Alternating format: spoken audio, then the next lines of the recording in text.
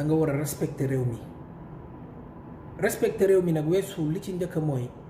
sunu justice bi dafa war a indépendant li nga xamante ni ay cour des comptes OFNAC yooyu dafa war a nekk yoo xam dañ ko war a dooleel ba alalu askan wi ñu mën koo sàmm état président bi war a jël yi nga xamante ni moo am solo lool luy doxal réew parce que réew bu fekkente ni looy def sóoraale woo ci dara réew moomu du dem parce que lépp mënuñu ko jël chef d'état bi war ko téye di ko politiquer dafa am institution yoo xamante ni dañu war a indépendant ba nga xamante ni li ñu war ci seen liggéey duñ ci xaar qui que ce soit parce que li nga xam numéro 1 moo war a nekk justice bi bu fekkente ne ni maanaam nit lu muy def sóoraale ne am na yoon a ngi fi te dina dal sama kaw dina ko sóoraale mais bu fekkee réew mi lépp dañ ko jël politiser ko justice bi aussi président bi jël di ko politiser dëkk boobu du dem parce que da ngay ñëw toog gis def le tour du Sénégal xam problème mu sénégalais yi c'est quoi kon dafa nekk yoo xamante ne dañ ko war a fonkat te Macky Sall am na chance boo xamante ne parce que ñu ngi ci 2024 aussi am na yeneen 4 ans yu nekk ci kanamam bu fekkee bëgg na liggéey dëkk bi bu ko bëggee liggéey dëgg war na mën a taxaw wax ak sénégalais yi tourner la page nag parce que c'est pas encore trop tard pour bien faire dafa am yoo xamante ni pour nga way bi nga des ci histoire dafa am yoo xamante ni faw mu dox taxaw ci daar mooy gis nga justice bi dafa war a libre indépendant ba nga xamante ni lu ñu war a décision bu ñu war a jël duñ ci xool chef d'état duñ ci xool qui que ce soit loolu mooy yoon dëkk dafa war a tegu ci yoon OFNAC ak yooyu dafa war a nekk loo xamante ni seen liggéey mënuñu ñëw def seeni étude ba pare jox la président de la république mu dugal ci tiroir yi te alal ji nga xamante ni moom la ñuy saax-saaxe du alalu président alalu askan wi la askan wi soxla ko réew mi côté yépp a ngi metti santé bi doxul éducation bi doxul Sénégal nga gis ci capital bi am accident ba pare pour sapeurs yi ñëw c'est tout un problème ça veut dire que ne équipé wuñ leen waroon nañu mën a am lu mu metti hélico buy décoller ça veut dire que ni ñun yegguñu fenn te war a dem ñuy jël suñu ay milliards di ko dugal ci n'importe qui donc dafa toll foo xamante ni il faut que réew mi xam ni population bi war a jëlaat seen destin en main xam ni réew ku ko yaakaar ne da ngay croiser les bras nit jóge fële régler la say problème amul ñun ñoo war a jóg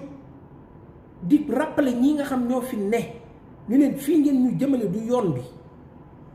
parce que bu fekkente ne ni état bi dafa jàpp ni stabilité bi am ci réew mi moo ko fi defu ko fi la ko fekk Sénégal yàlla may nañu chance boo xamante ni chance bi nag bu la ko yàlla may yow yaa ko war a njëkk sauvegarder yow la président lépp loo nga xamante ni bu la gis nga ni boo koy def yaa ngi noot askan parce que askan boo leen di noot ñuy croiser les bras ngay noot bis bu ñu jógee tamit yàlla bu yàlla deful jàmm mën na indi leneen ak leneen parce que xiif dafa nekk loo xamante ni nit ki mën na muñaale lépp ba mu des xiif li ci ëpp nag ndox aussi nekk lu nga xamante ni nit mënu ko ñàkk mënuñu tamit suñu alal suñu lépp ñu jël ko teg ko ci loxo yi tubaab bi te xoolal tubaab bi fu mu mettee fu ne mu teggi tànkam seetaan la bàyyi laak sa parce que soulèvement mënuñu ci dara ñoom population bu jóg kooku kenn mënu leen a freiner te pour ñu yegg si ñu bañ a yegg foofu dafa am loo xamante ni mënoo dox xam réalité bi ba pare croiser les bras même mel ni comme si de rien n'était loolu lañu moo ñu dal ak le président Sall parce que dafa xam problème mu sénégalais yi te du communiquer ak sénégalais yi du wax ak ñoom projet bu ko neex rek lay def marché gré à gré yi ne fi waa santé yi di kaas mënuñu nekk ci pandémie nga ñuy wax pandémie santé bi toog ñoom jusqu'à présent di kaas parce que mettre ñu leen ci conditions yu normales amuñu matériel bu doy aussi donc ñu toll ci jamono boo xamante ni priorité yi faw ñu taxaw ci te priorité dara jiitu ci ñu toog xool lan mooy suñu ressources naturelles yi contrat yi nga xamante ni signé nga ko te du yoon nga mën ko toog suuf si nga xamante ni fekk population bu toog yor seen suuf ñu bëgg ko foqat ñi ci seeni loxo yooyu yëpp dafa bokk ay frustration la yoo xamante ni doy na war jeunesse bi aussi amatuñu espoir nga xool tey ji foo toogee ci réewu tubaab yi bateau yaa ngi jóge Afrique di ñëw ci dëkku tubaab yi say jeunesse nga xamante ne ndaw mooy espoir u demee bu dee ñooñu bëggatuñu jaral na leen sax ñu dee ci àll bi que ñu toog ci seen dëkk donc doy na war di demander aussi la libération de Assane Diouf parce que Assane Diouf quoi yii suñu comportement yii ñu am mooy tax muy réagir ni muy réagir day dénoncer ak sa façon aussi quoi. Donc mu nekk lu nga xamante ni ñu ngi demander wat la libération de Assane Diouf parce que prison du lu nga xamante ni mooy solution mënuñu rek ku yëngatu ñu ni prison mooy dernière des choses. nit ki mën nañ am yeneen possibilités ay sanctions yeneen yu ñuy def du dul prison donc bu ñu fekkente ni dañu jël prison bi yombal ko ba léegi problème nit bu njëkk bu ñu duggee prison dañuy gis ni kii dafa jóge prison mais léegi dañu dem ba démystifier ko te loolu c'est grave donc mu mel ni rek ñoom li leen intéressé mooy nañu sauvegarder seen fauteuil bi ñu yor téye alalu askan wi mais xooluñu lan mooy doxal dëkk parce que dëkk buy dox xam nañ lan mooy doxal dëkk priorité yi xam nañ ko. mais mënuñu rek jël ay politicien bi nga xam moo ñu tardé les soi-disant intellectuels yi parce que dëkk dafa am ñun jàng arab ne ci dëkk bi mais ñooñu dañu bokk ci dëkk bi xoolal liy dox bi tey ji boo ni woon tey ji 2 milliardaires yi Sénégal yi njëkk a xam kenn duñu ay intellectuel boo ko xoolee te ñoom ba léegi nii am na ñu leen ëpp alal fopp mais ñoom seen alal dafa barkeel mais ñii kenn xamul parce que mënuñu toog fal un ministre mu war a toog ñu naan ko sa liggéeyu ndey la foofu la ñu toll quoi di la tàccu di ñëw sa kër di la encourager sa yaay ko liggéey yow mu nekk un responsabilité boo xamante ni da nga war a tiit ci buñ la ko joxee parce que ëllëg muy tôt ou tard bu fekkoon ni yoon am na buñ la falee ministre da ngay tiit parce que leneen ni boo jalgatee yoon tegu sa kaw mais tant que aussi mu ngi nekk ci loxo président bi justice bi mu koy xeexee di ko politiquer du ñu dem. donc kon il est temps que ñuy wax aussi monsieur le président mu fexe jëlaat dëkk bi teg ko ci yoon teg dëkk bi ci yoon parce que loolu mooy yoon mënuñu tey jii par exemple nga toog di war a toppatoo ay documents nga fekk ci buntu police bi ay nit ñu war a toog nga leen di fay xaalis pour ñu mën a doxal affaire yi du yoon dëkk tamit dafa am yoo xamante ni faw ñu toog informatiser affaire yi nit lu muy soxla ñu xam lii droit am la ñu respecté ko mu policiers yi aussi dafa am policiers yu honnête yoo xamante ni ñu ngi def seen liggéey dignement mais yàqkat yi mooy tax aussi ñuy généraliser parce que mënoo wax kii policier lañu parce que il faut que ñu wax ñi ñoom la mais am na policiers yu correct yoo xamante ni ñu ngi xool yàlla ci seen liggéey am na gendarme yoo xam ñu ngi xool yàlla ci seen liggéey mais am na ñoo xam dañuy yàq corps bi ñu nekk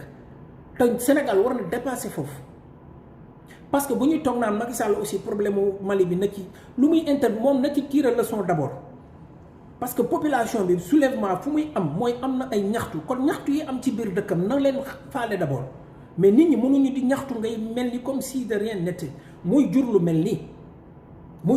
nii parce que am na jàmm joo xamante ni kilifa yeeg mag ñi ñaan nañ ko ci réew mi mais jàmm jooju luñ ko ñaan moom moo ko war a njëkk a sauvegarder moom